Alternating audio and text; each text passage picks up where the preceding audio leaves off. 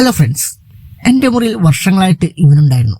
പാറ്റയ്ക്കും പല്ലിക്കും ടെററായിരുന്ന ഒരു പോരാളി. ഇവനൊരു സൂപ്പർ ഹീറോ അല്ല. 250 രൂപയ്ക്ക് നാപ്റ്റോളിൽ നിന്നും വാങ്ങിയതാണ് ഇവനെ. 250 രൂപ കൊടുത്താൽ എന്താ, 2 വർഷം ആശാനിരുന്ന് പണി ചെയ്തു. പാറ്റേനെയും പല്ലിനെയൊന്നും മുറിയുടെ പരിസരത്ത് പോലും അടുപ്പിക്കില്ലായിരുന്നു. പറഞ്ഞിട്ട് കാര്യമില്ല, ആശാൻ ഇന്നലെ മുതലേ പണിയും നിർത്തി വിശ്രമജീവിതം കൈക്കൊള്ളാനായി തീരുമാനമെടുത്തിരുന്നു. ഞാനും വിചാരിച്ചു, ഇനി എന്തിന്, ഗ്യാരണ്ടിയുമില്ല, വാറന്റിയുമില്ല.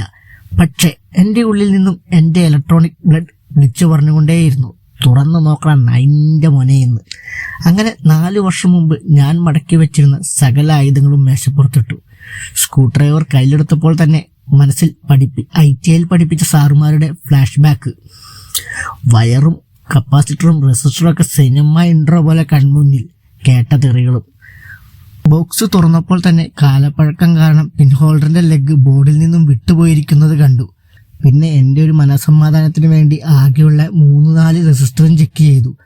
പിന്നെ ഉണ്ടായിരുന്നൊരു LED ബൾബും കത്തിഞ്ഞു നോക്കി. ഇനിയാണ് മെയിൻ സ്റ്റെപ്പ്. സോൾഡറിംഗ് അയൺ ഓണാക്കി വിട്ടുപോയതൊക്കെ അറ്റാച്ച് ചെയ്തു.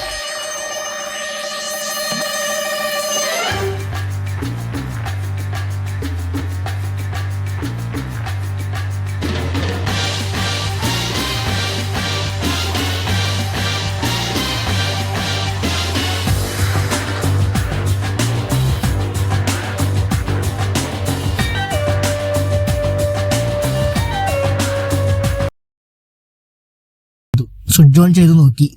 അതെ, ആശാൻ തിരിച്ചു വന്നു, ഒരു 4 വർഷത്തേക്കൂടെയുള്ള കപ്പാസിറ്റിയുമായി.